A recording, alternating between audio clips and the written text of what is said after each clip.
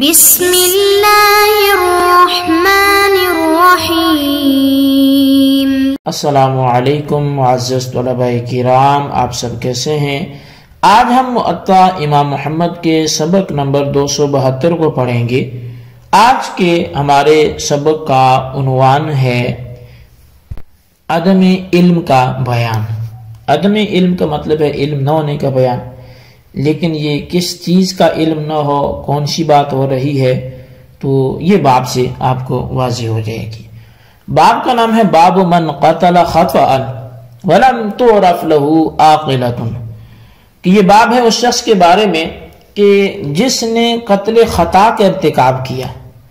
لیکن اس کے عاقلہ کا علم ہی نہیں ہے کسی کو۔ تو اس حوالے سے یہ باب قائم کیا گیا ہے کہ اب اس کے احکام کیا ہوں گے۔ تو پہلے اس باب کو پڑھتے ہیں، اور وقت میں گنجائش ہوئی تو اگلے باب کو بھی ہم پڑھ لیں گے۔ امام محمد رحمۃ اللہ علیہ اس باب کی جو حدیث پاک ذکر کرتے ہیں وہ یہ ہے کہ اخبرنا مالک اخبرنی ابو الزناد ان سلیمان بن یسار اخبرہ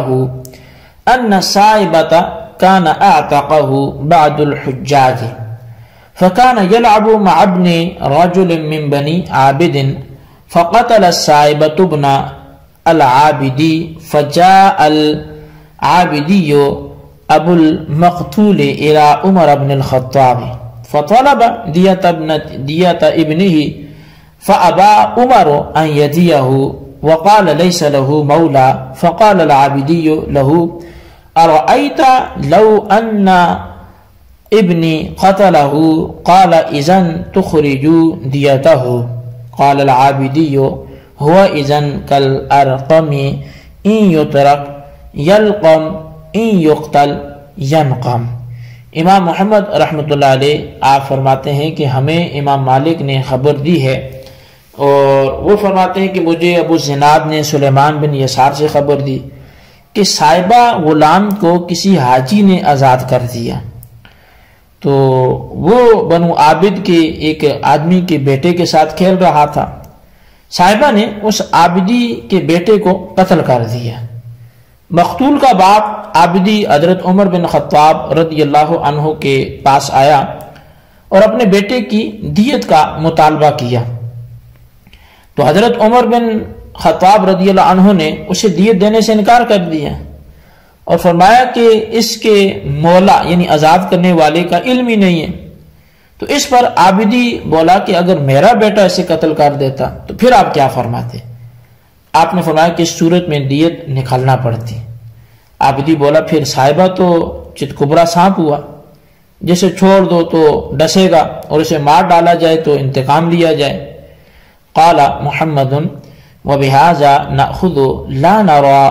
ان عمر ابطل دیته عن القاتل ولا نراه ابطل ذلك لأن له عاقلة ولكن عمر لم يعرفها فيجعل الدية على العاقلة ولو أن عمر لم ير له مولا ولا أن له عاقلة لجعل دية من قتل في ماله أو على بيت المال ولكنه رأى له عاقلة ولم يعرفهم لأن بعض الحجاج اعتقه ولم يعرف المعتق ولا عاقلته فأبطل ذلك عمر حتى يعرف ولو كان لا يرى له عاقلة لجعل ذلك عليه في ماله أو على المسلمين في بيت مالهم۔ امام محمد رحمۃ اللہ علیہ کہتے ہیں کہ ہمارا یہی موقف ہے، ہم یہ نہیں کہتے کہ حضرت عمر رضی اللہ عنہ نے قاتل سے اس کی دیت کو باطل کر دیا، بلکہ ہاں اس کی بطلان کی وجہ یہ بنی کہ اگرچہ اس قاتل کے عاقلہ تھے لیکن حضرت عمر رضی اللہ عنہ کو ان کا علم نہیں تھا، بس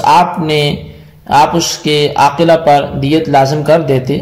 اور اگر حضرت عمر رضی اللہ عنہ کو یہ معلوم ہو جاتا کہ نہ تو اس کا کوئی مولا ہے اور نہ ہی عاقلہ، تو آپ اس کی دیت اس کے مال میں سے یا بیت المال سے ادا کرنے کا حکم فرماتے، لیکن آپ کو اس کے عاقلہ کے ہونے کا تو علم تھا لیکن اسے جانتے پہچانتے نہیں تھے۔ کیونکہ اسے کسی حاجی نے آزاد کیا تھا اور آزاد کرنے والا نامعلوم تھا اور اس کے عاقلہ بھی نامعلوم تھے، اس لیے حضرت عمر رضی اللہ عنہ نے دیت کو باطل قرار دیا۔ لیکن اس وقت تک جب تک اس کے عاقلہ کا عطا پتہ معلوم ہو جائے، اور اگر آپ کو یہ یقین ہوتا کہ اس کے عاقلہ بالکل ہے ہی نہیں تو دیت آپ اس کے مال میں سے یا مسلمانوں کے بیت المال سے ادا کرنے کا حکم دیتے۔ تو بہرحال صاحبہ اصل میں ایسا غلام ہوتا ہے کہ جسے مولا آزاد کرتے وقت یہ کہہ دیتا ہے کہ تیری ولا میرے لیے نہیں ہوگی۔ اب اس باب میں صاحبہ نے باوجود اس کے کہ اس نے بنو عابد کے ایک شخص کو قتل کر دیا، لیکن پھر بھی حضرت عمر بن خطاب رضی اللہ عنہ نے نہ اس پر دیت کا فیصلہ فرمایا اور نہ ہی اس کے عاقلہ پر۔ حضرت عمر رضی اللہ عنہ کو اگرچہ اس بات کا علم تھا کہ اسے کسی حاجی نے آزاد کیا ہے، لیکن وہ کون تھا اور اس کے رشتہ دار عاقلہ کون تھے اس کا علم نہیں تھا۔ یہی عدم علم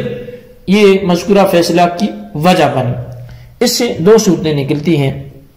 ایک یہ ہے کہ آزاد کرنے والا اور اس کے عاقلہ کا علم ہو، اس صورت میں دیت عاقلہ پر واجب ہوگی، اور دوسری صورت یہ ہے کہ نہ مولا کا علم ہو اور نہ ہی اس کے عاقلہ کا عطا پتہ معلوم ہو، اس صورت میں دیت کا فیصلہ قاتل کے مال سے ہوگا۔ اور اگر قاتل دیت ادا کرنے کی طاقت نہیں رکھتا یعنی غریب و مسکین ہے تو پھر بیت المال پر دیت پڑے گی۔ حضرت عمر رضی اللہ عنہ کے سامنے ان دونوں صورتوں میں سے کوئی بھی نہیں تھی، بلکہ ایک تیسری صورت تھی، یعنی آپ کو یہ تو علم تھا کہ اس غلام کو آزاد کرنے والا کوئی حاجی ہے، اس حاجی کے رشتہ دار بھی ہوں گے، لیکن وہ کون ہیں اس کا علم نہیں تھا۔ اس بنا پر آپ نے مقتول کے ورثاء کے لیے نہ تو قاتل کے مال میں دیت کا فیصلہ فرمایا کیونکہ وہ آزاد شدہ غلام تھا، اور ظاہر ہے کہ وہ غریب اور مسکین ہی ہوگا کیونکہ ابھی بھی اسے آزاد کیا گیا، اور نہ ہی آپ نے بیت المال پر دیت کی ادائیگی ڈالی کیونکہ حاجی کے عاقلہ موجود تھے لیکن علم نہ تھا کہ وہ کون ہے۔ امام محمد رحمۃ اللہ علیہ نے اس کی شرح میں جو فرمایا اس کا خلاصہ یہی ہے کہ ہاں اگر غلام آزاد شدہ امیر ہوتا یا اس کے آزاد کرنے والے حاجی اور اس کے عاقلہ کا علم ہوتا تو پھر جو فیصلہ ہے وہ اس کے مطابق کیا جاتا، یعنی عاقلہ پر یا قاتل پر دیت لازم ہوتی، لیکن چونکہ اس کا علم نہیں تھا اور اس کی فیصلے کی پھر وجہ ہی یہی بنی ہے تو لہٰذا یہی اس کی حقیقت ہے۔ تو بہرحال یہ ہمارا جو باب تھا کہ باب من قتل خطأ ولم تعرف له عاقلة، کہ جس نے قتل خطا کا ارتکاب کیا اور اس کے عاقلہ کا بھی علم نہیں ہے، تو وہ ہمارا یہاں پہ آ کے اختتام کو پہنچا۔ اب جو دوسرا باب ہمارے سامنے ہے یہ باب القسامت ہے، یعنی قسامت کا بیان ہے، اور اس باب کی بھی میں چاہوں گا کہ ہم کوئی ایک حدیث تو کم از کم پڑھ لیں، ایک یا دو حدیثیں پڑھ کر، تو اس میں پھر ائمہ ثلاثہ کا مذہب ہے اور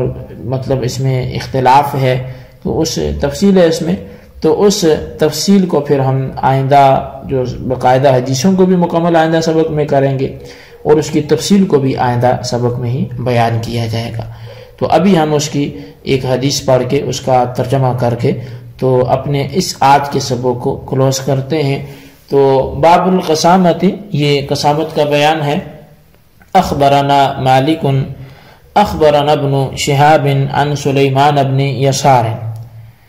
وعراق بن مالک الغفاری انہما حدثاہ ان رجلا من بنی سعد بن لیث اجرى فرسا فوطئ على اصبع رجل من بني جهينة فنزف منها الدم فمات، فقال عمر بن الخطاب للذين ادعي عليهم اتحلفون 50 يمينا ما مات منها فأبوا وتخرجوا من الأيمان،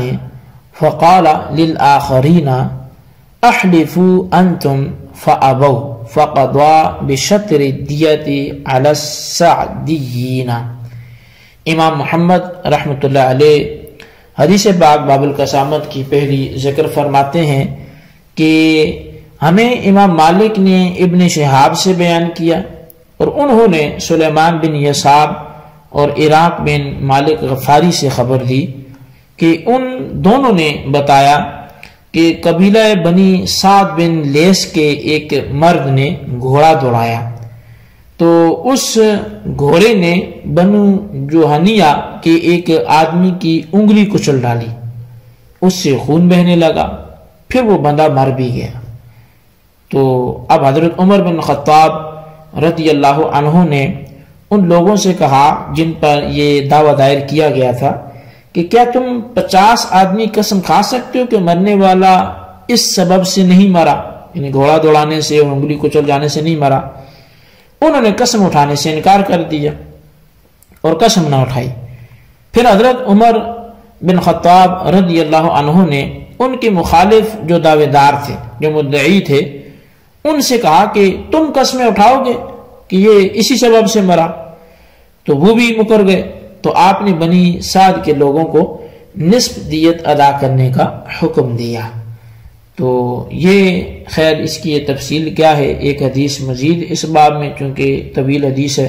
وہ ذکر کی گئی، اور اس کے بعد امام محمد نے تفصیلی تبصرہ بھی کیا ہے، تو اس کی تفصیل ہم آئندہ ہی سبق میں بیان کریں گے اور سمجھیں گے۔ آج کا ہم سبق یہیں پہ موقوف رکھتے ہیں اور اس کو اسی پر اکتفا کرتے ہیں۔ آج کے سبق کا خلاصہ اپنے رجسٹر پہ آپ نے ضرور لکھیے گا، اور بالخصوص آپ ان سوالات کے جوابات بھی لکھیں۔ سوال نمبر 1 یہ ہے کہ صائبہ کون سا غلام ہوتا ہے، اس کی تعریف تحریر کریں۔ اور سوال نمبر 2 یہ ہے کہ حضرت فاروق اعظم رضی اللہ تعالی عنہ نے صائبہ کے حوالے سے جو فیصلہ فرمایا، اس فیصلے کی وجوہات کیا تھی، وہ تحریر کریں۔ اللہ تبارک و تعالیٰ سے دعا ہے جو کچھ ہم نے پڑھا سنا اسے یاد رکھنے کی توفیق نصیب فرمائے، آمین بجاہ النبی الامین صلی اللہ علیہ وسلم۔